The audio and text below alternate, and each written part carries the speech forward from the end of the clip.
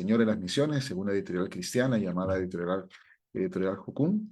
Y bueno, conformamos esta familia por la gracia de Dios. Hemos tenido la oportunidad de llevar la palabra de Dios como familia a 15 países del continente. Ahora mi hija está viajando bastante, llevando la palabra de Dios a más países, así que nuestra cuenta va creciendo, ¿no? Quiero hablarle un poquito brevemente de la asociación cristiana en la cual sirvo al Señor. Esta es la Asociación Cristiana Brazos Abiertos. Tenemos un ministerio en una zona muy pobre de Lima, en una zona de pobreza extrema. El primer sector es Cieneguilla, y allí se ha levantado una linda obra que tiene una base misionera de juventud con una misión: el Colegio Brazos Abiertos, que ese servidor dirige, y la Iglesia Brazos Abiertos. Atendemos a 300 niños en pobreza extrema, 190 con una educación subvencionada al 80% del costo, en un colegio con unas instalaciones muy modernas, donde brindamos educación, brindamos alimentación, terapia de lenguaje, talleres de deporte, de arte, de música, seguimiento psicológico, seguimiento pastoral de las familias, una hora muy linda. Y para ello sí, siempre estamos totalmente abiertos a recibir voluntariado, visitas, apoyo económico a través del apadrinamiento de un niño. Así que les animo que puedan visitar nuestra página web brazosabiertos.net para tener mayor conocimiento de lo que hacemos y de pronto ponerse en contacto con nosotros. Va a ser realmente lindo saber de ustedes si se interesan en ver qué es lo que Dios está haciendo, cómo está mostrando su amor de manera muy poderosa y real a familias en extrema pobreza. Bien, esta noche nos toca entonces tocar este tema acerca de la influencia de la cosmovisión en la consagración del creyente. Y quiero decirles que la elección de este título ha sido, por un lado, producto de oración. Dios puso en mi corazón muy fuerte hablar de esto, pero también la elección de las palabras ha sido muy intencional, ¿no? Este tema de la consagración y la cosmovisión rara vez la he visto ligada. Tengo ya algunos años estudiando el tema, pero sí, cuando menciono la palabra clave hoy día, usted va a entender por dónde íbamos con el título. Y quiero hablar primero, para los que no son peruanos, de un fenómeno que ocurre en mi país desde hace ya algunos años. Es que ser presidente del Perú se ha vuelto un oficio de alto riesgo. O sea, si usted quiere terminar sus días en la cárcel, una de las formas más seguras de hacerlo es siendo presidente de este país. Es increíble cómo prácticamente todos nuestros últimos presidentes han terminado presos o acusados. Aquí usted puede ver la foto al menos de 4 de ellos. En este momento tenemos uno todavía en prisión domiciliaria o que está terminando esta situación. Uno que lamentablemente se quitó la vida también estando a puertas de ser detenido, y otro presidente que está siempre en la línea delgada, en el filo de ir o no ir preso. Usted ve estos rostros. Estos 4 presidentes no provenían del sector más alto de la sociedad. De hecho, venían de un sector medio o medio bajo aún. 2 de ellos al menos provenían de los Andes peruanos. Pero los 4 que ustedes ven ahí tenían todos educación superior, al grado de maestría, ¿no? Dominaban más de un idioma. Llegaron con muchas promesas y ofrecimiento de honradez, tecnología y trabajo, amor por el Perú, no más pobres en un país rico y cosas así, ¿no? Pero todos, lamentablemente, mostraron una falta de integridad, mostraron una incoherencia entre sus ofrecimientos políticos y su carácter, entre lo que ellos ofrecían como proyecto al país y lo que finalmente hicieron. Claro, como cristianos es muy fácil señalar el liderazgo político. Lamentablemente, en los últimos años hemos visto una situación muy similar en el liderazgo cristiano. Allí tenemos las fotos de algunos de estos líderes connotados, admirados, seguidos, leídos, estudiados por nosotros, y que tristemente mostraron esta misma falta de integridad, esta incoherencia entre su discurso, entre el mensaje, entre la imagen que proyectaron y su conducta final, ¿no? No vamos a mencionar nombres porque no se trata de hacer escarnio, creo que están claramente identificados allí, pero nombro este caso porque la falta de integridad, ¿no? Es un fenómeno que toca a toda la humanidad, ¿no? No solamente al liderazgo político o empresarial, sino también al liderazgo cristiano. Y creo yo que no solo al liderazgo de la iglesia. Creo que es un fenómeno muy extendido, quizás no con connotaciones morales tan fuertes, pero como vamos a ver esta noche, sí afecta a muy buena parte del pueblo de Dios. En esta primera parte yo quiero hablar un poco del concepto de cosmovisión, porque como vamos a ver hoy, esta falta de integridad en el carácter de estos personajes que mostré tienen que ver con su sistema de creencias. No, estoy citando aquí a dos autores, Gary Phillips y a William Brown, en un libro que traducido a español diría como haciendo sentido de tu cosmovisión. Y ellos definen la cosmovisión, bueno, hay muchas definiciones de cosmovisión, ¿verdad? Pero ellos definen la cosmovisión como una explicación e interpretación del mundo, de la realidad, y segundo, una aplicación de este punto de vista a la vida. Entonces, miren, la cosmovisión sí es no solamente una observación. Mucha gente dice, cosmovisión es la forma como vemos este mundo y cómo funciona. Es una manera muy sencilla de decirlo, pero realmente tiene otra connotación este concepto, porque se trata de observar el mundo, pero también explicarlo e interpretarlo, ¿verdad? Y luego llevar esta interpretación a una aplicación en la realidad. Darrell Miller, que es un autor que yo voy a citar mucho esta noche y del cual, uh, eh, de sus libros y presentaciones, yo me he instruido mucho. Darrell Miller fue a su vez discípulo de Francis Schaeffer, ¿no? Este gran pensador cristiano que trajo una serie de cambios de paradigmas en nuestra fe y sobre todo en la apologética, ¿no? Y en el pensamiento cristiano. Darrell Miller define cosmovisión como una visión del mundo, una visión de la vida también, no solamente del mundo, sino de la vida, pero que tiene una fuerte raíz, una gran relación con las suposiciones, ojo con esta palabra, suposiciones, supuestos, creencias que sostenemos consciente e inconscientemente acerca de la estructura básica del mundo y de cómo funciona. ¿Okay? Entonces, cosmovisión no solamente es una visión que yo tengo del mundo, de la realidad, sino que también es el conjunto de creencias y supuestos que yo sostengo de una manera consciente, inconsciente, en un acto de fe acerca de esta visión del mundo. No solamente es lo que yo veo del mundo, es lo que yo creo, ¿sí? Respecto a la realidad que me rodea. Uh-huh. Y cosmovisión es una palabra con la cual estamos bastante relacionados. De hecho, manejamos una serie de conceptos que son sinónimos de la palabra cosmovisión. Por ejemplo, cuando hablamos de filosofía o de idiosincrasia o de mentalidad o ideologías o paradigmas, estamos hablando de visiones de la realidad. Estamos hablando de conceptos, de interpretaciones, de explicaciones de la realidad que se basan en supuestos o en creencias. ¿De acuerdo?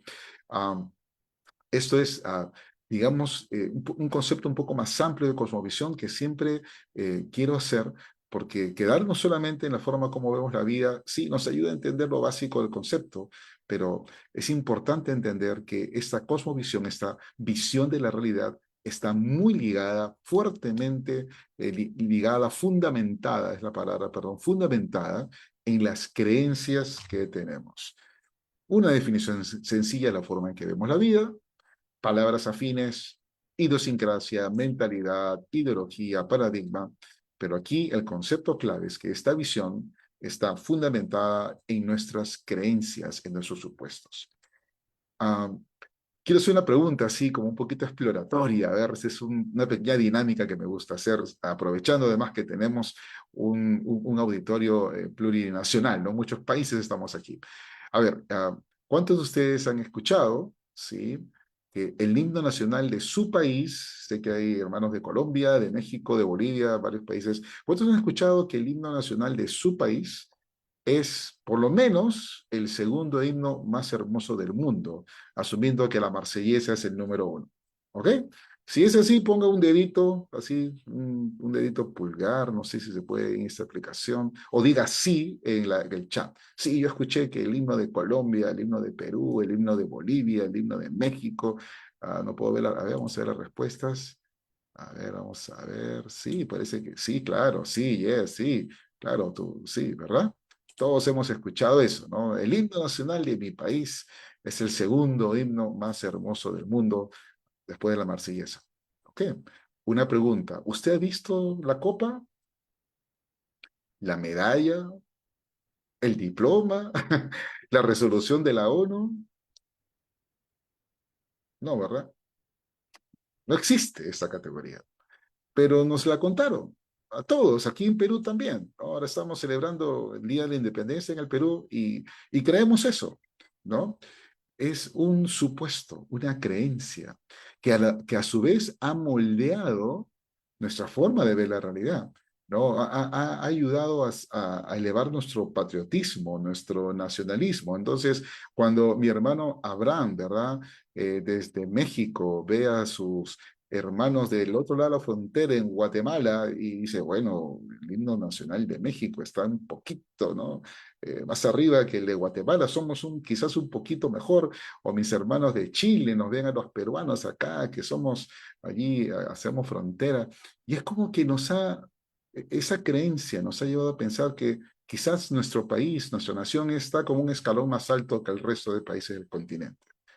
Y eso ha moldeado nuestra forma de ver, por ejemplo, las relaciones geopolíticas o las relaciones entre los pueblos. Creencias, supuestos, visión, está muy ligado. ¿Ok? Entonces, la cosmovisión de alguna manera actúa también interpretando, explicando, definiendo el mundo que nos rodea. ¿Sí? Es como que vemos la realidad a través de unos anteojos cuyo color tiñe nuestra visión de la realidad. Como ve usted ahí el gráfico, si usted se coloca en estos momentos unos lentes ahumados de color azul, usted verá toda su realidad teñida de ese color azul.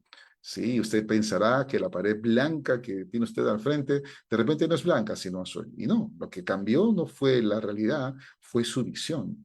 La cosmovisión actúa como un par de lentes y de hecho toda cultura tiene lentes, incluyendo la cultura evangélica, también tiene lentes, ¿verdad? Tiene unos lentes de interpretación de la realidad que define la realidad como la conocemos. Cada cultura posee su propio juego de anteojeras y ahí tenemos, por ejemplo, las diferencias en los usos lingüísticos y de vocabulario que tenemos esta inmensa comunidad latinoamericana, aún hablando el mismo idioma español. Y si usted ha tenido la oportunidad de seguramente, ¿no? De relacionarse con alguna persona fuera de su país y le escuchó hablar no solamente el acento, sino usos idiomáticos son distintos y a veces crean problemas, ¿verdad? Porque cada cultura posee su propio juego de anteojeras. Pero alguno mira, oye, Oscar, interesante tu disertación, pero yo soy bien bíblico, ¿ya? O sea, a mí me tienes que hablar con la Biblia, por eso estoy en este taller de sociedades bíblicas. O sea, si yo quisiera hacer algo más filosófico, pues voy a otro taller. Yo estoy aquí porque amo la palabra de Dios y porque confío en la enseñanza de las sociedades bíblicas. Entonces, quiero, a ver, yo estoy revisando mi Biblia, mi Sacrosanta Reina Valera 1960, ¿no? Ok, y ya vi mi concordancia y no está la palabra cosmovisión, querido Oscar. Así que creo que estás yendo por la tangente. Bueno, en la Biblia tampoco está la palabra Biblia, ¿no? Pero todos sabemos que la palabra Biblia es un concepto que se refiere a escrituras, ¿no? A la palabra de Dios.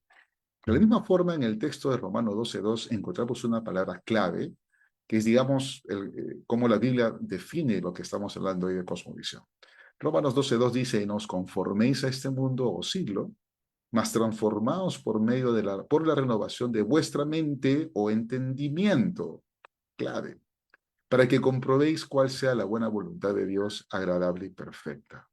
Miren, Dios nos dice que podemos conocer y comprobar su voluntad que tiene tres características, buena, agradable y perfecta.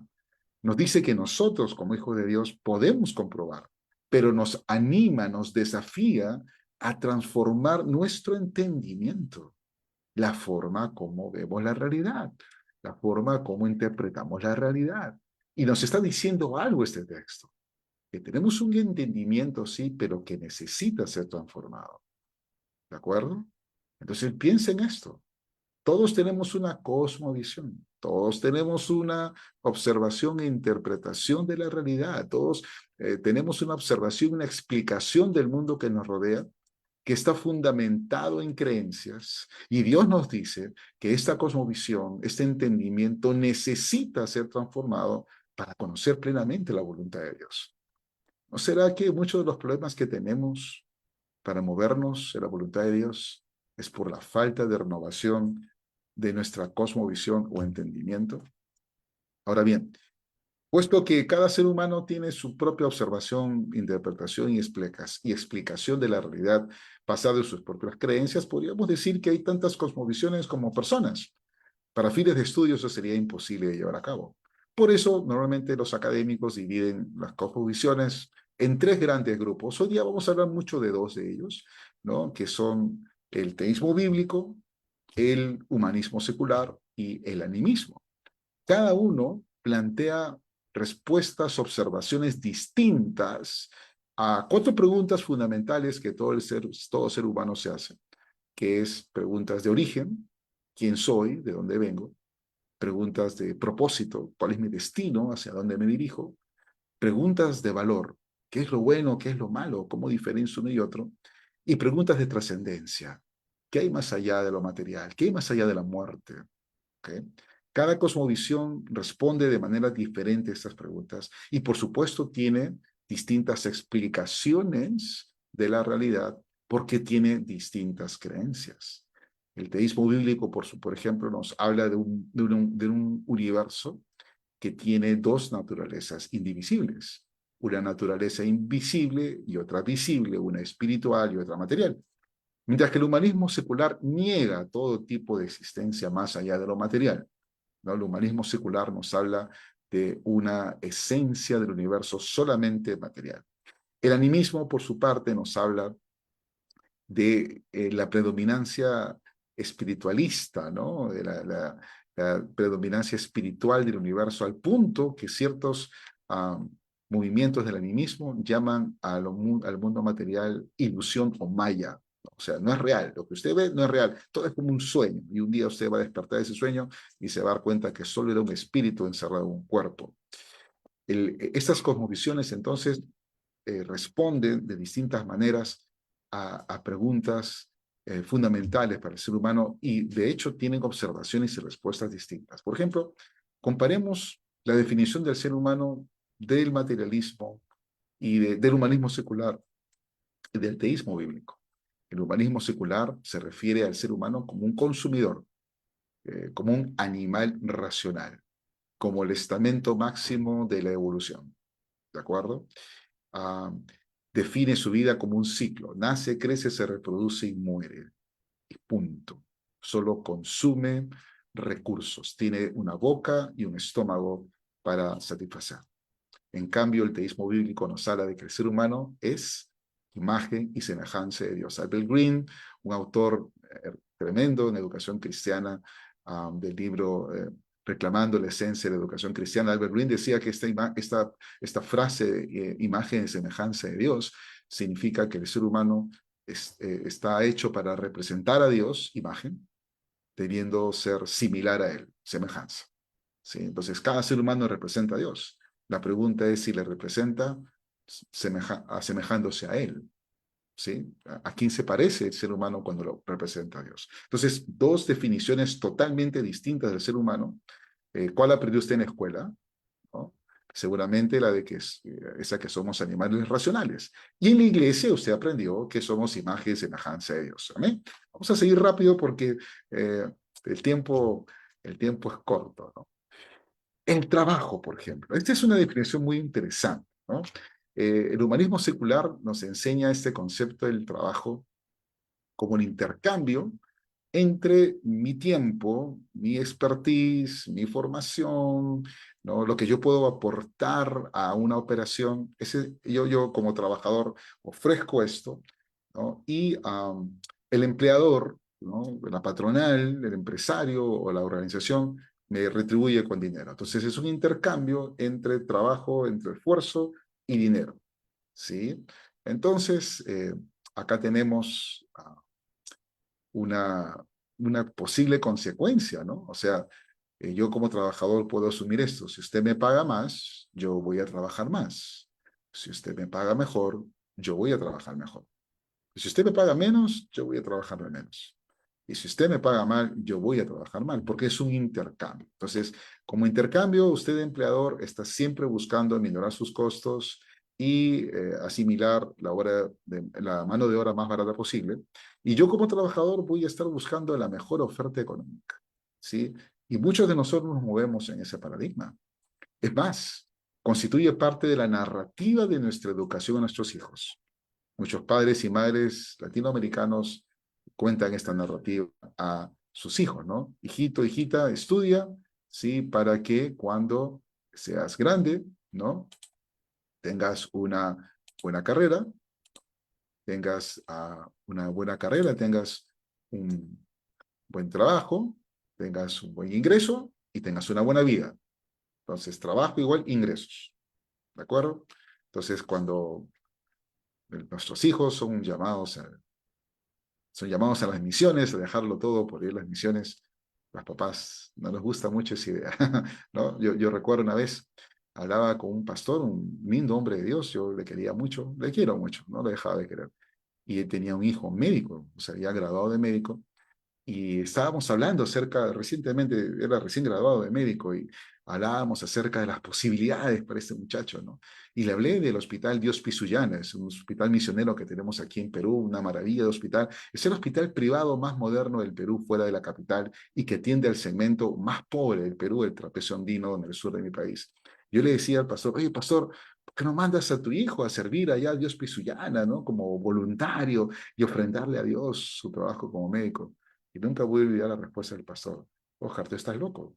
Y todo lo que hemos invertido en su educación, y todo lo que hemos gastado en la universidad, y todos estos años de estudio, wow. Entonces, concepto de trabajo. Yo trabajo, tú me pagas. Yo te ofrezco lo que sé, mi experiencia, y tú me pagas. Pero en la palabra de Dios el concepto de trabajo es distinto. Es más, en algunos segmentos de la iglesia el trabajo se piensa como parte de la maldición por el pecado, ¿no? O sea, sí, pastor, comerás con el sudor de tu frente. Si Adán no hubiera pecado, no trabajaríamos, ¿no? El trabajo es como una carga, ¿no? Y algunos creen, yo pienso que Dios, algunos piensan que Dios creó al hombre y lo puso en el jardín del Edén, ¿no? Y le regaló una hamaca y una guitarra para que Adán compusiera las más bellas canciones para Dios. Pero no, si usted lee Génesis 2 con atención, descubrirá que cuando Dios creó al hombre, lo puso en el huerto del Edén para que sea un agente de desarrollo. El huerto del Edén era lindo, pero era improductivo. Se necesitaba mano de obra. Y lo puso allí, y en vez de una guitarra, una cítara, un arpa, le dio una pala, un pico, ¿no? Un rastrillo para que trabaje ese jardín. Porque el trabajo, queridos hermanos, es esa oportunidad de co-crear, ¿no? De ser co-creadores con Dios, de actividades, productos, bienes, servicios que van a bendecir a otros, van a beneficiar a otros y van a glorificar a Dios. Amén. Entonces, qué distintos estos conceptos de trabajo. Sí, el trabajo es una de las instituciones puestas por Dios antes de la caída, junto con la familia y la religión. Entonces, ah, ¿cuál es tu concepto de trabajo? ¿Hacia dónde va tu visión de trabajo más cercana? Vamos a saltar eso por el tema del tiempo, porque quiero ir a algo un poco central, el tema de lo bueno y lo malo, ¿no? El humanismo secular hoy nos da esta ética de situaciones. Nada es bueno, nada es malo, todo depende del color del cristal con que se mira, ¿sí? Eso es la ética de hoy. Es más, hoy el tema de la ética en el humanismo secular es totalmente antropocéntrico. Todo gira alrededor del ser humano. Desde los griegos se decía, y la Revolución Francesa lo soñó fuertemente, de que finalmente el hombre es la medida de todas las cosas.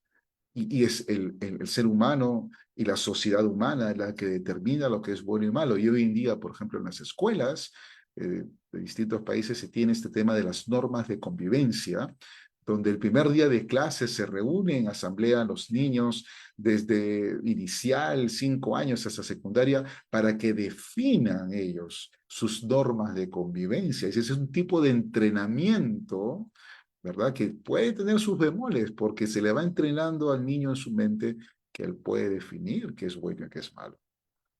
Sin embargo, nosotros sabemos que la Biblia es la fuente, es la cosmovisión teísta bíblica, ¿no? Que la fuente es en la Biblia es la revelación, la fuente de revelación de lo bueno y lo malo.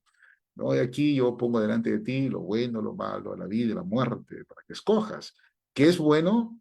Según el teísmo bíblico, aquello que el hombre, que la Biblia dice que es bueno, y que es malo, lo que la Biblia dice que es malo. Hoy, en este tema de la ética, hay este asunto de la autorrealización, ¿no? Que es la aspiración máxima del ser humano hoy, donde se trata de que el hombre cumpla todos sus sueños, todos sus proyectos, todos sus deseos. Y eso es lo bueno hoy, ¿no? La autorrealización es lo bueno. Y todo lo que se oponga a la autorrealización humana es lo malo. Ese es el pensamiento humanista secular. El pensamiento bíblico, la cosmovisión bíblica de lo bueno y lo malo es clarísima. La ley de Dios es la que define qué es lo bueno y qué es lo malo, no la ética situacional. ¿Qué ocurre? ¿Qué ocurre, queridos hermanos y amigos, cuando nosotros nos movemos o no vivimos de acuerdo a una cosmovisión bíblica? ¿Qué ocurre cuando nuestro entendimiento de la realidad, de la vida, de las relaciones, de actividades como el trabajo, ¿no? La ética, el deporte, nuestro entendimiento de la esencia humana no confluye, no está de acuerdo con la cosmovisión bíblica y el entendimiento bíblico? ¿Qué ocurre? Lo que ocurre es que pasamos a vivir vidas fragmentadas, vidas divididas, ¿no? Vidas sin integridad, vidas incoherentes, ¿sí? Vidas dobles, vidas fragmentadas. Y ocurren fenómenos en el pueblo de Dios, en nosotros los creyentes, donde somos luz en la iglesia, ¿verdad? Y tenemos este concepto de la adoración y el ministerio, ¿no? Pero en la casa la hacemos realmente mal, ¿no? O sea, una cosa es nuestra vida de iglesia y otra cosa son nuestras relaciones familiares, nuestras relaciones matrimoniales o filiales entre padres e hijos, aquellos que son padres de adolescentes, ¿verdad? Podemos ser muy maduros y muy equilibrados en la iglesia, pero al llegar a casa y encontrarnos con chicos adictos a la tecnología, con cuartos desordenados, desmotivados, ¿cuál es nuestra reacción? Esta vida fragmentada, que, estas vidas que se mueven sin un entendimiento bíblico, sin una cosmovisión bíblica aplicada a todo aspecto de la realidad, incluyendo las relaciones familiares, pueden producir este fenómeno, ¿no? De maltratar a nuestros hijos, de la violencia familiar. Es curioso cómo, al menos en mi país, yo, bueno, he podido viajar a algunos países, también lo he visto, en el pueblo de Dios existe esta analogía, ¿no? Esta relación inmediata y automática entre disciplina y castigo físico. Eh, Algunas veces me invitan a mí a dar algunas conferencias sobre temas familiares y cierta vez me invitó una organización a dar una conferencia sobre disciplina con amor. Y me mandaron el afiche, el flyer virtual de la conferencia y en este flyer venía mi foto junto a un corazón amarrado con una correa, ¿no? Con un cinturón de hombre. Yo vi la foto e inmediatamente llamé al organizador y le digo, oye, ¿qué haces? ¿Por qué pones esta figura del corazón con una correa, ¿no? Sí, se entiende, un cinturón, ¿no? Y me dijo, no, hermano, es que disciplina con amor. ¿Y quién te ha dicho que yo voy a hablar de castigo físico? ¿No? Pero es que lo asumimos así. Cosmovisión. ¿Cuál es tu cosmovisión de la disciplina? ¿Mm? ¿Usted piensa que disciplina es igual a castigo físico? ¿Maltrato físico? Sí. Ese pensamiento puede llevarnos a maltratar a nuestros hijos, ¿no? Eh, Vemos también que en algunas de nuestras familias puede haber este uso de sustancias controladas, ¿sí? Algunos comienzan a consumir de manera eh, sin supervisión médica, por ejemplo, calmantes, ¿no? O aún drogas. Ahora que la marihuana, por ejemplo, tiene un uso muy extendido y hasta medicinal. Cuidado con los opiáceos, ¿no? Pero hoy tenemos otras adicciones mucho más peligrosas que, por ejemplo, como la adicción a la tecnología, ¿no? La cantidad de horas que pasamos frente a una pantalla y sobre todo cómo estamos observando la vida a través de la pantalla. De hecho, las redes sociales están ah, creando una cosmovisión en nosotros, una forma de ver la realidad, de interpretar la realidad, ¿sí? Entonces, esta incoherencia entre mi cosmovisión bíblica y mi realidad, el enojo, el tema del carácter. Y esto tiene que ver con lo que hablábamos acerca de la falta de integridad en el liderazgo cristiano. O sea, nosotros muchas veces consideramos que una cosa son las virtudes, por decir las virtudes cardinales del cristianismo, la fe, la esperanza y el amor, y el carácter está como un punto más abajo, ¿no? Entonces, es importante concentrarnos en las virtudes, poner nuestros ojos, nuestra mira en las cosas de arriba, como dice Colosenses, pero bueno, el carácter, Dios sabe que soy débil y, bueno, Dios me entiende. Entonces, el carácter y la virtud no va en el mismo plano. Y tenemos estas incoherencias, y hablo como líder cristiano, como pastor, ¿no? En nosotros los pastores. Pastores que en un púlpito somos maravillas, pero que en el trato, en nuestros equipos de trabajo, en el trato a nuestros ancianos en la iglesia o a los líderes, a esos hermanos que llamamos líderes, alguien me dijo por ahí, el liderazgo cristiano es la mano de obra gratuita que tiene el pastor para llevar a cabo sus planes. ¡Wow! Cuando me dijeron eso, dije, Dios mío, líbrame, pero sí, muchas veces es cierto, ¿no? Los pastores tratamos a nuestros líderes en la iglesia, a nuestros hermanos, de una manera tan iracunda, tan abusiva. Hay todo un fenómeno de estudio ahora acerca del abuso espiritual en las iglesias que tiene que ver con esto. La división entre las virtudes que mostramos en público, el carácter de santidad que le damos a estas actividades como la oración, la predicación y el ayuno, pero el tema del carácter y el tema de relaciones no van por el mismo entendimiento, como que nuestro entendimiento bíblico no alcanza a entender bien cuál es el papel del carácter en el cristiano, ¿no?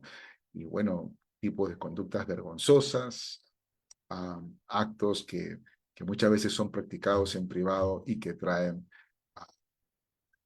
problemas, el uso del lenguaje, el uso de gestos, ¿verdad? Muchas cosas que muestran incoherencia, fragmentación, ¿no? Falta de integridad en la vida de los cristianos.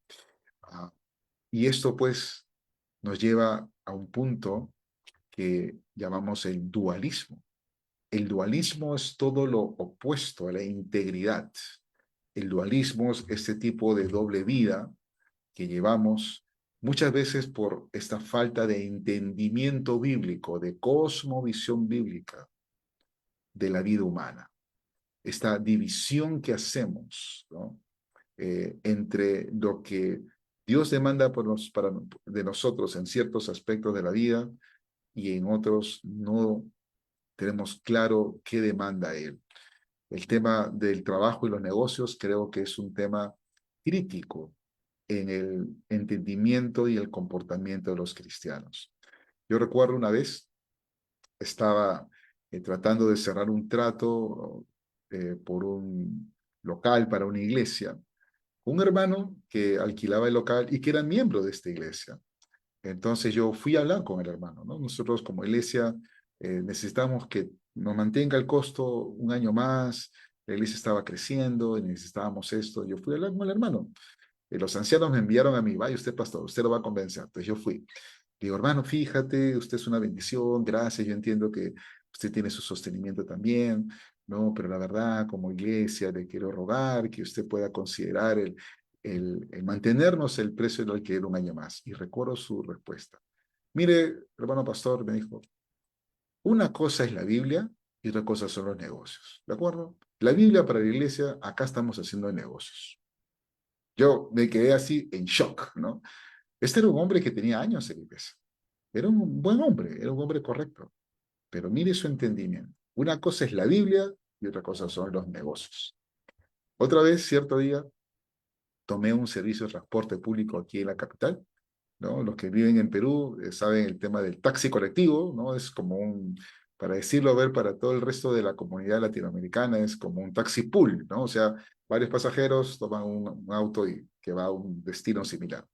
Pero en Perú hay mucho, en Lima hay mucho a transporte informal, ¿no? Gente que lo hace sin la autorización. Y yo subí a uno de estos autos, taxis colectivos, y recuerdo estaba muy cansado, era muy tarde en la noche, me senté en el asiento de atrás y el chofer puso una canción Jesús era Romero, ¿no? Cansado del camino, sediento de ti. Dije, uy, Señor, gracias, vamos a viajar con música celestial. Y la verdad es que me dormilé un poco.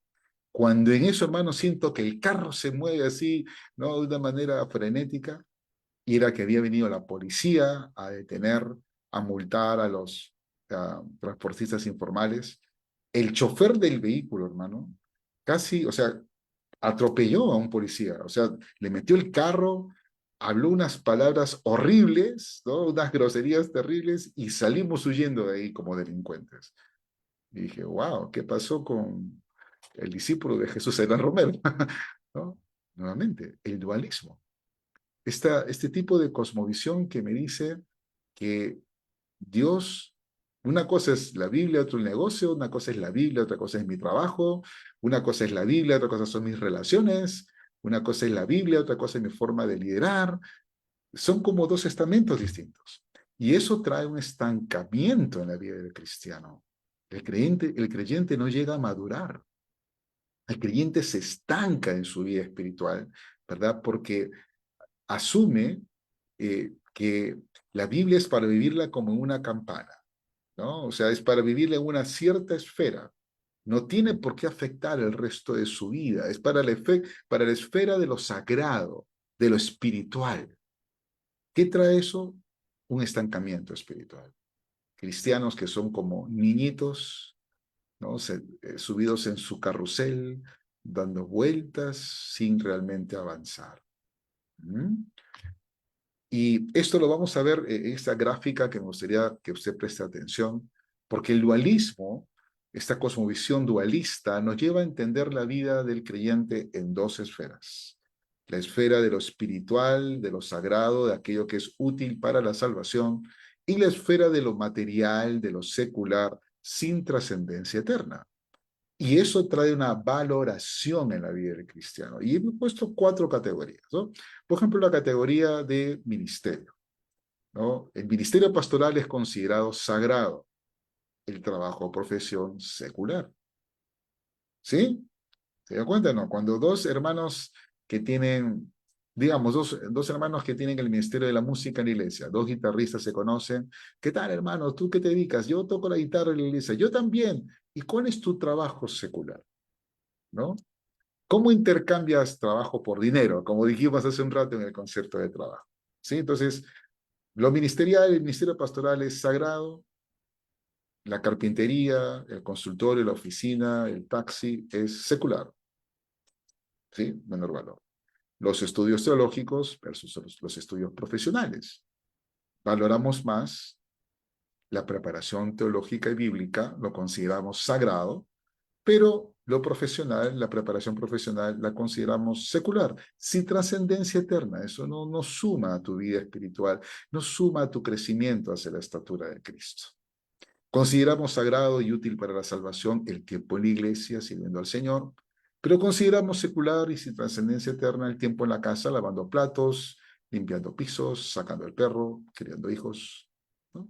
Eso no tiene trascendencia eterna. Aunque la Biblia dice que las mujeres se salvarán por criar hijos, pero no calza ahí. Consideramos espiritual y sagrado actividades como la oración, el ayuno, los estudios bíblicos, pero consideramos material, secular, sin trascendencia eterna, la actividad deportiva, el entretenimiento, salir con los hijos, visitar a la familia. Mire este cuadro. Ser realista. ¿Coincide con tu forma de pensar y considerar la realidad? Porque si es así, estamos viviendo un dualismo. Tu cosmovisión de las cosas, de esas actividades, no coinciden con lo que la Biblia enseña. ¿Mm? No coinciden. Son creencias que tienen un fundamento no bíblico. Son muy populares, suenan muy espirituales, ¿no? Como dice la palabra de Dios, tienen apariencia de piedad, pero no sirven, son inútiles. ¿Okay? Y aquí yo quiero que vean la propuesta del teísmo bíblico.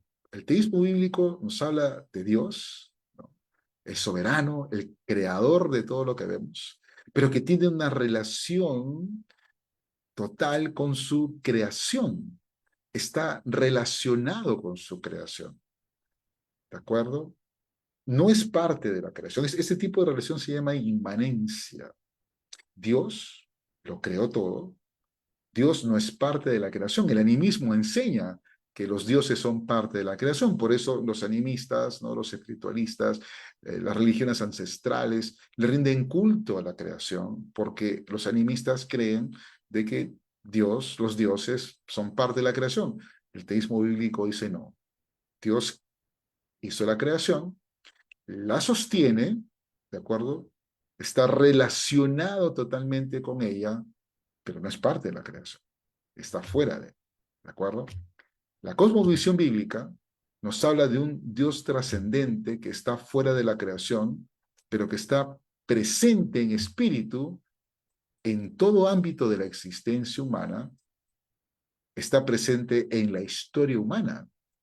Dios es el gran guía y promotor de la historia humana. Hermanos, nada se escapa en la historia del control de Dios. Dios está fuera de la creación, pero es inmanente en su creación.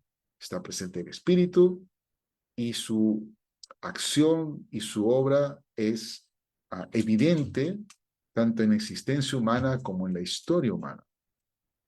Entonces, esta cosmovisión bíblica nos ofrece una respuesta antagónica al problema del dualismo. Y es el concepto de corandeo, un concepto hermoso heredado de la Reforma Protestante y que fue la base para la transformación de la vida de los creyentes de aquel tiempo y de sus sociedades, ¿verdad? Donde Dios, al estar conectado con su creación, está también conectado con todo ámbito de la existencia humana y de la historia. No solamente con la fe, no solamente con la teología y la ética o el evangelismo, sino también con la ciencia y los negocios y las misiones, sí, por supuesto, pero también la política, ¿verdad? Y el evangelismo, pero también la justicia, ¿sí? Y el ayuno, ¿no? Y la adoración, pero también el arte y la vida devocional, pero también el servicio. Todo ámbito del ser humano, todo ámbito de la existencia humana es sagrada, porque todo está relacionado con Dios. La palabra secular significa sin Dios o fuera de Dios. Entonces, en esta visión secularista que nos lleva al dualismo, nosotros hemos dividido nuestra existencia en ámbito sagrado y en ámbito secular. Pero el concepto de corandeo, el vivir delante del rostro de Dios, nos dice que toda actividad humana tiene que ver, es sagrada para Dios. El deísmo, que es una filosofía, un tipo de pensamiento anterior o que fue la base del humanismo secular, nos habla de que sí existe un Dios y existe un cosmos, pero que no hay relación entre ellos. Dios lo creó todo y lo dejó funcionando y se fue a atender cosas más importantes como ponerle color a los ojos de los ángeles o algo así, ¿no? De este pensamiento deísta que desconectaba a Dios del cosmos, rápidamente se llegó al secularismo, ¿verdad? Donde solamente existía la naturaleza, lo material, pero no había evidencia de la existencia de Dios. ¿Ya? Entonces, existe lo que vemos. Como Dios no lo vemos, no existe. Pero entonces, estos pensamientos influyeron en el pensamiento cristiano y llegamos a esta división, donde Dios solo se relaciona con lo sagrado, pero no se relaciona con lo que hemos llamado secular o cotidiano. E hicimos esta división. Y esta división trajo una fragmentación, una división, creó una falta de integración, del cual viene nuestra falta de integridad, el dualismo. ¿Sí? ¿Estamos entendiendo? Seguramente tiene preguntas, seguramente Abraham está viendo preguntas. Por favor, déjalas en el chat para que Abraham luego me las pueda compartir. Y este gnosticismo evangélico dividió pues nuestra vida en lo espiritual y lo natural, en lo sagrado y lo secular, entre lo moral y lo físico. Y dejó en la esfera de lo espiritual la fe, la gracia, el discipulado, las disciplinas espirituales, la guerra espiritual, el armamento espiritual, y dejó en el campo de lo natural o lo secular o lo material el trabajo, la razón, la economía, los medios de comunicación, el arte, los ministerios físicos y aún lo que hoy se llama la justicia social, quedó en el campo de lo secular o lo natural. Miren este cuadro. ¿No es cierto que muchos de nosotros hemos sido enseñados así? ¿No es cierto que muchos de nosotros hemos escuchado este discurso o aún lo hemos dicho, verdad? Que más importante es tu tiempo en la iglesia que tu tiempo en el trabajo, que más importante es tu crecimiento en el Señor que tu crecimiento profesional, que más importante son las actividades de la iglesia que las actividades del trabajo, que por qué estás haciendo deporte cuando ese tiempo podrías dedicarlo al evangelismo. ¿Sí? No sé cómo te lo dijeron en qué discurso, pero es parte de, ¿no? Es parte de. Entonces, el domingo es sagrado y espiritual y el resto de días de la semana es secular, sin Dios, ¿no? Interesante esta división en la que hemos caído. ¿Cómo combatimos esto? El concepto de corandeo, delante del rostro de Dios. Todo ámbito de la vida del cristiano debe estar bajo la autoridad de Dios, debe ser vivida para su gloria, para su alabanza. Todo. No hay ámbito de la vida del creyente que no sea sagrado, que no contribuya y sume a tu vida espiritual y a tu salvación, que no contribuya a ese proceso de santificación y de crecimiento a la estatura de Cristo. Todo debe ser vivido delante del rostro de Dios. R.C. Sproul definía corandeo de esta manera. Vivir corandeo, decía él, es vivir toda la vida del creyente en la presencia de Dios, bajo la autoridad de Dios, para la gloria de Dios. Porque eso es lo peligroso del dualismo, que parte de la vida del creyente pase a estar fuera de la autoridad de Dios, ¿no? Y entonces caemos en esta falta de integridad que seguramente nos lleva al fracaso, no solamente de los líderes, como vimos al principio de esta presentación, sino del individuo, del cada creyente. Termino con dos escrituras, hermanos queridos. Vimos Romanos 12:2, no os conforméis a este mundo, transformaos vuestra mente, pero el texto comienza en Romanos 12:1, ¿no? Que presentes tu cuerpo en sacrificio vivo. Es decir, tu vida al Señor, tu consagración al Señor, no puede ser solamente de tu vida espiritual, no puede ser de aquello que tú consideras sagrado, sino de todo tu ser, trabajo, negocios, estudios, deporte, relaciones familiares, todo, entretenimiento, apps, todo tiene que ser parte de tu devoción, de tu sacrificio, de tu consagración a Dios. No puedes dejar nada fuera de esa consagración. Y Colosenses 1:20, ¿no? Dice la Biblia que por medio de él, de Cristo Jesús, ¿no? Dios quiso reconciliar consigo mismo, Dios quiso reconciliar consigo todas las cosas, así las que están en la tierra como las que están en los cielos. Cuando vemos este versículo, yo les hago una pregunta. ¿Para qué vino Cristo a la tierra? Y muchas veces nuestra respuesta es, vino a salvarnos, vino a perdonarnos, vino a darnos vida eterna. Y amén, vino a eso. Pero él vino a algo más. Él vino a reconciliar consigo todas las cosas, no solamente las cosas espirituales. Él vino a consagrar todas las cosas. Todo ámbito de la vida humana puede ser sagrado. Todo aspecto de la vida del creyente debe ser sagrado. Amén. Corrí, lo hice lo mejor y más rápido posible. Gracias por la paciencia y estamos a la expectativa de sus comentarios. Adelante Pablo, adelante Abraham.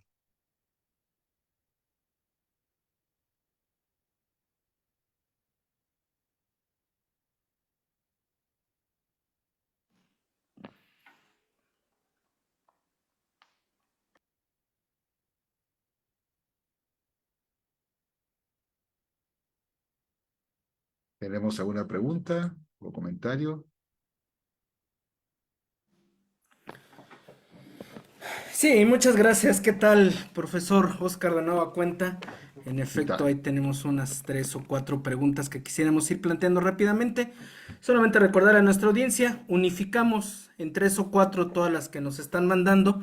buscando que sean lo más concretas en cuanto al tema y que no hayan sido respondidas antes.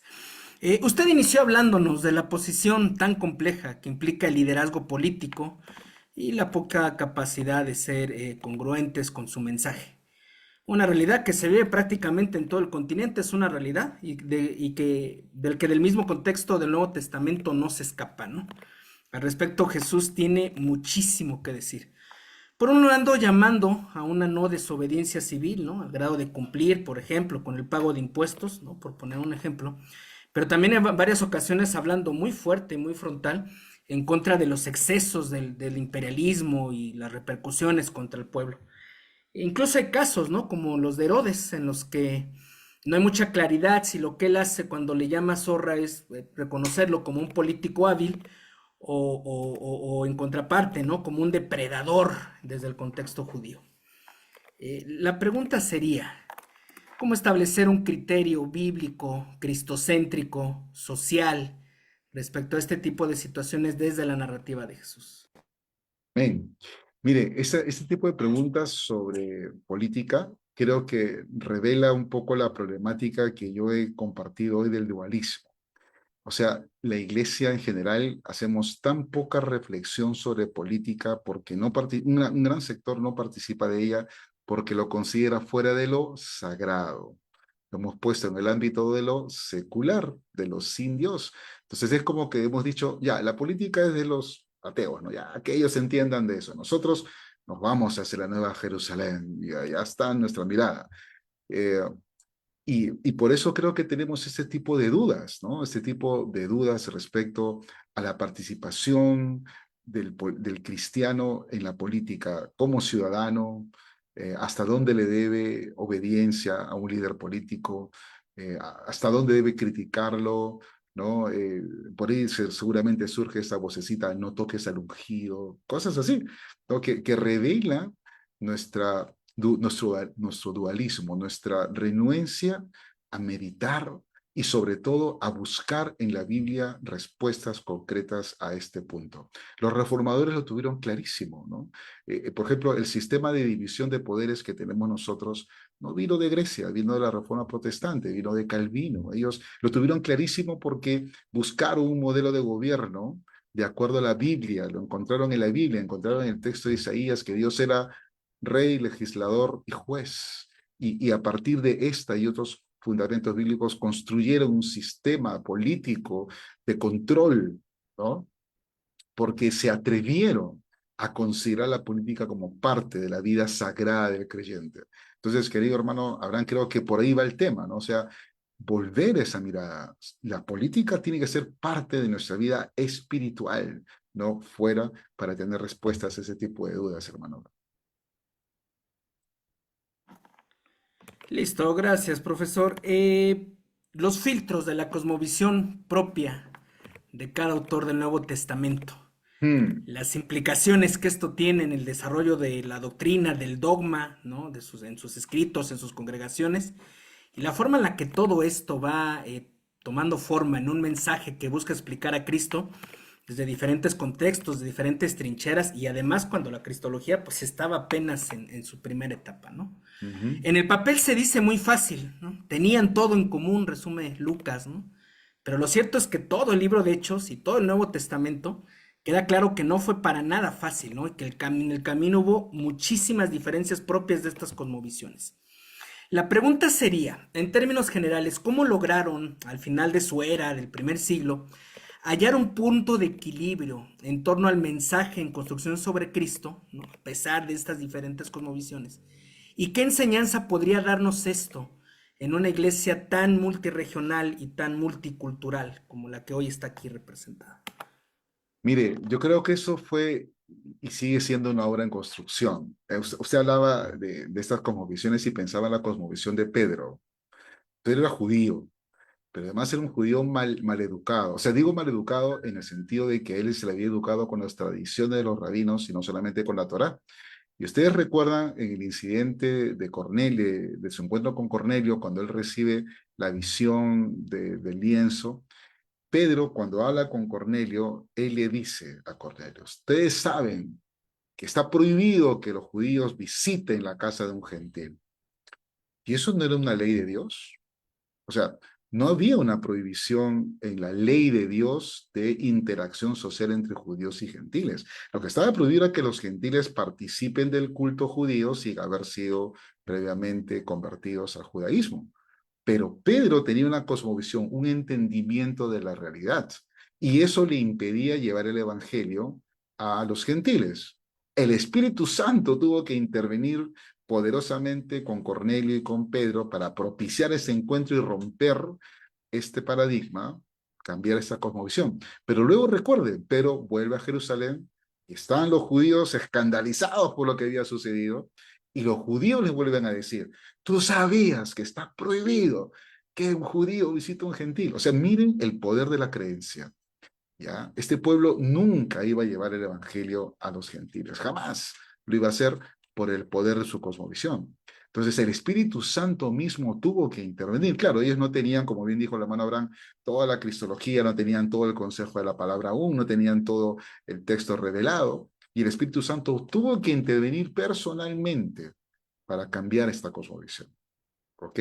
Entonces, yo creo que el Espíritu Santo está interviniendo hoy. Es un trabajo permanente de Él, ¿no? De guiarnos a toda verdad. Ya no necesitarán maestros, dijo el Señor. El Espíritu de verdad os guiará a toda verdad. Entonces, de eso se trata la cosmovisión bíblica. Ver la realidad desde la verdad de Dios, la verdad que es Dios. Y el Espíritu Santo juega ese papel de transformar la cosmovisión de su iglesia. Gracias, profesor. La respuesta, al final de la respuesta que nos acaba de dar, nos guía mucho a lo que sigue, va muy de la mano.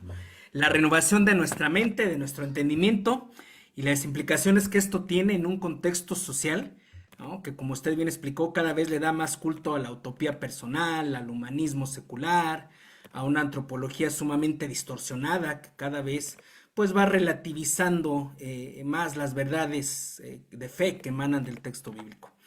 Y en medio de ello, hay que decirlo, una iglesia, cuerpo de Cristo en general, que debe ir contrasentido, contracorriente, desde un mensaje que evidentemente tiene implicaciones eternas, ¿no? Que trascienden todo tiempo y forma y espacio, pero que al final se da en contextos, en cosmovisiones muy diferentes al nuestro, ¿no? La pregunta o este planteamiento nos llevaría a preguntar, ¿cuáles serían en términos generales los criterios de estudio, de lectura, de interpretación, por supuesto, de praxis, que nos permitan reflejar verdaderamente la esencia del mensaje, ¿no? Llevar la esencia del mensaje desde los contextos tan antropocéntricos en los que hoy nos desenvolvemos? Ok.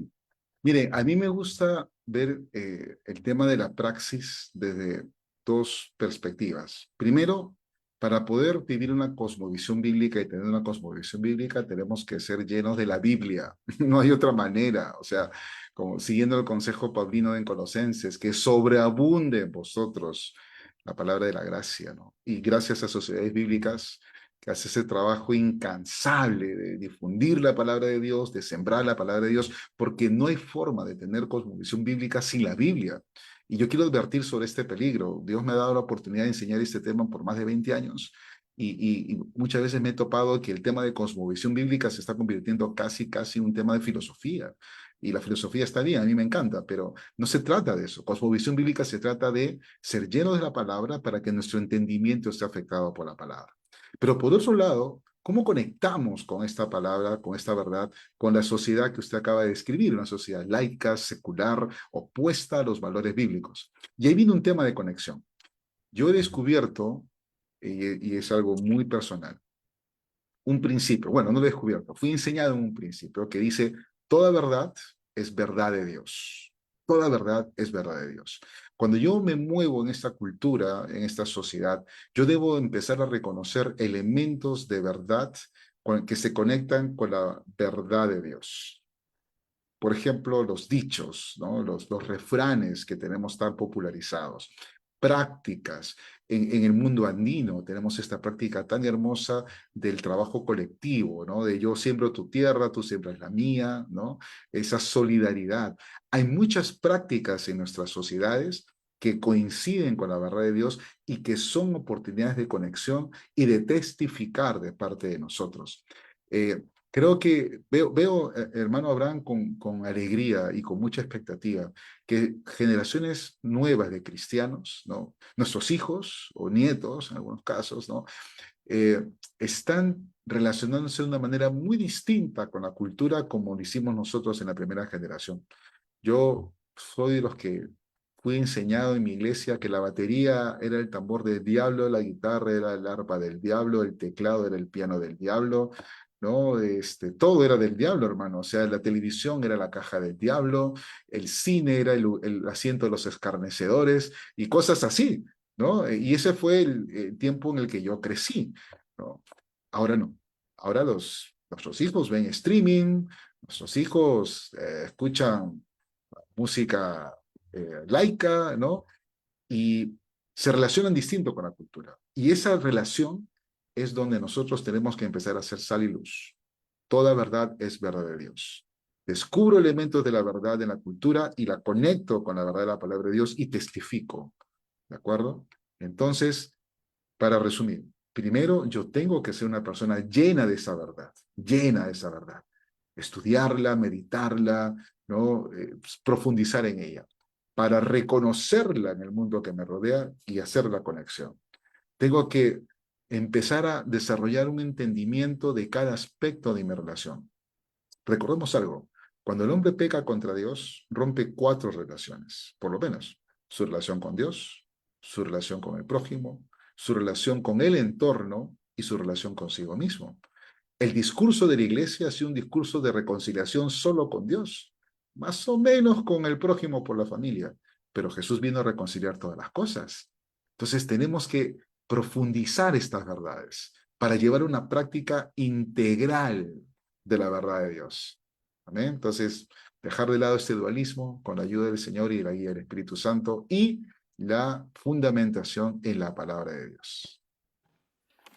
Gracias, profesor. Quisiera cerrar rápidamente con una cuarta y última pregunta. Se van a ¿Ok? quedar algunas en el aire, el tema del tiempo no nos ayuda.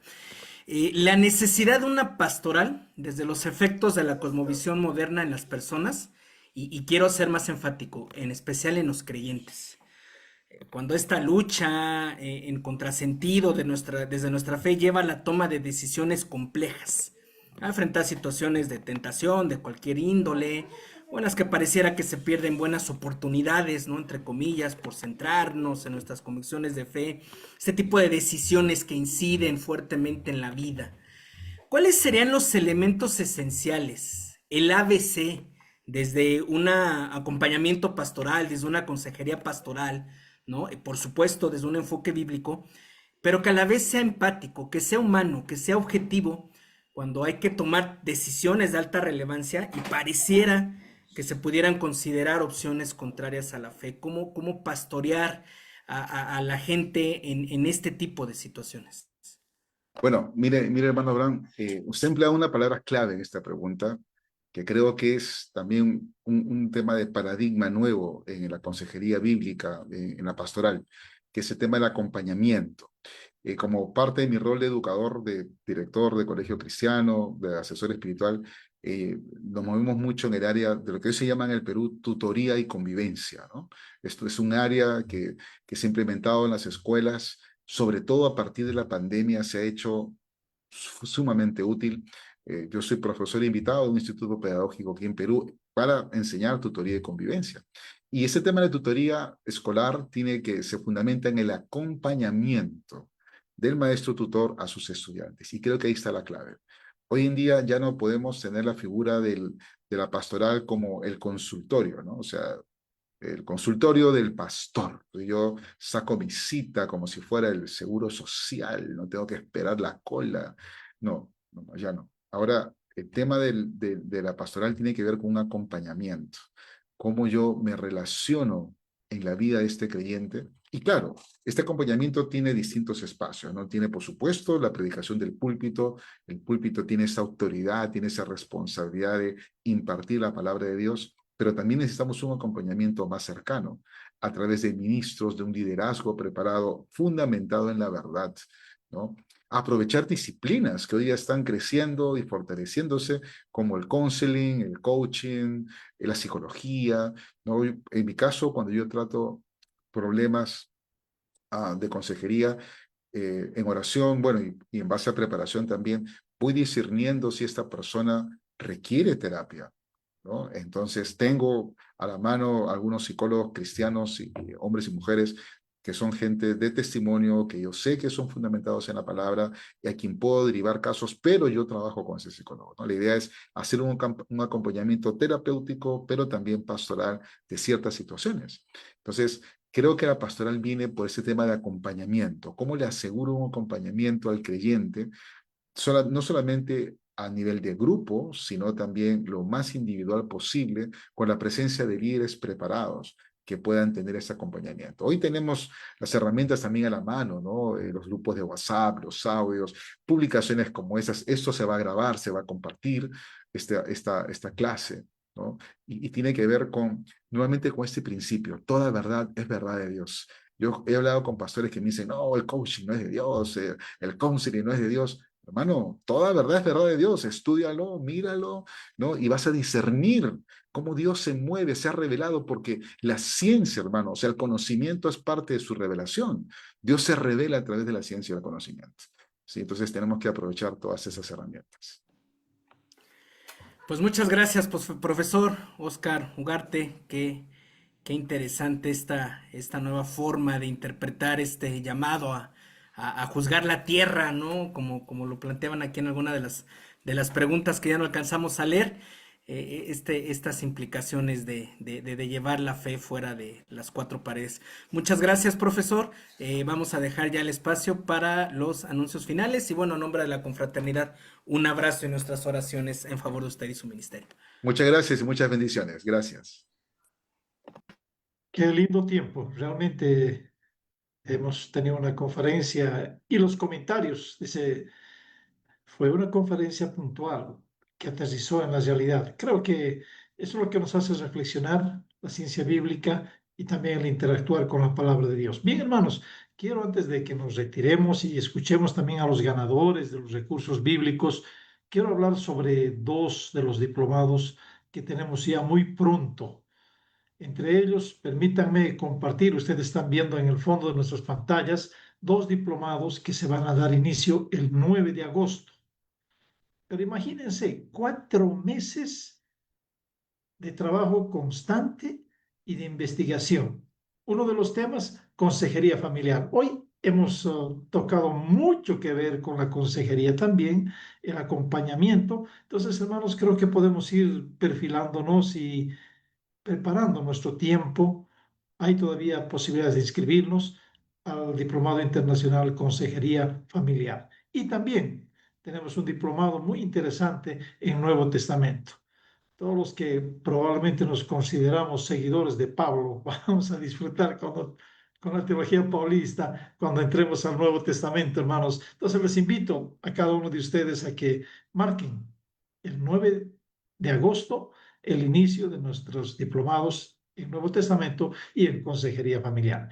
Muy bien, vamos a presentar nuestro próximo webinar que se va a realizar prácticamente en una semanita y esto sí que está interesante. Miren, realmente, ¿quién escribió los evangelios?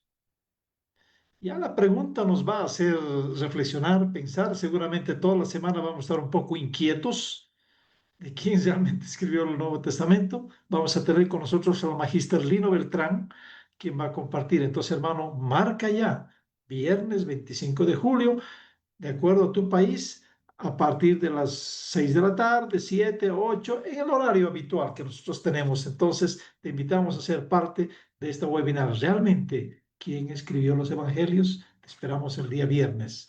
Ahora sí, vamos a bendecir realmente al dictar los nombres de los ganadores del recurso bíblico. Estoy un poquito de pena porque solamente tenemos registrado 4 países y tenemos 4 ganadores de estos 4 países. Entonces, voy a dar lectura de Colombia. El ganador del recurso bíblico fue Alejandra Calderón. De Perú, Abilio Toribio. De Guatemala, P. Marilto. De Bolivia, Albina Mendoza. Apreciado hermano, amigo, tú has escuchado tu nombre.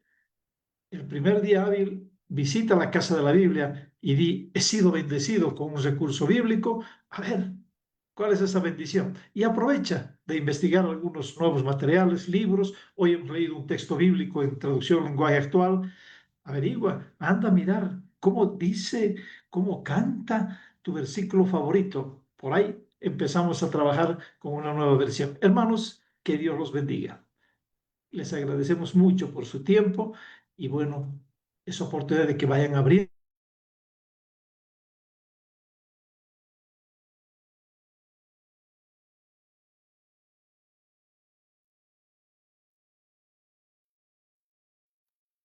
Muchas gracias, profesor Oscar. Excelente conferencia. Gracias, profesor.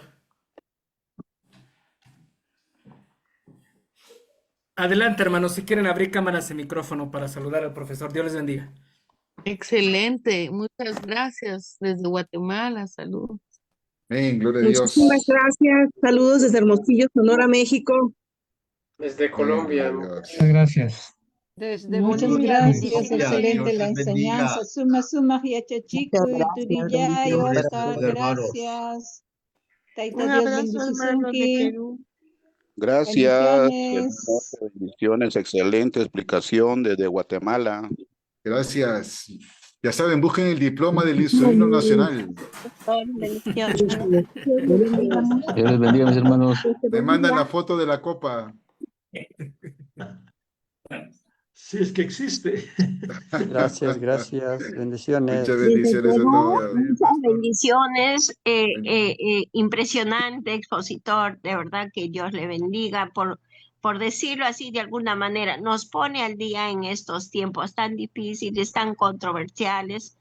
Estamos muy agradecidos. Desde Perú, Marta Rivera, muchas bendiciones. Gracias, hermana Marta. Bendiciones. La gloria es para el Señor. Amén. Muchas bendiciones.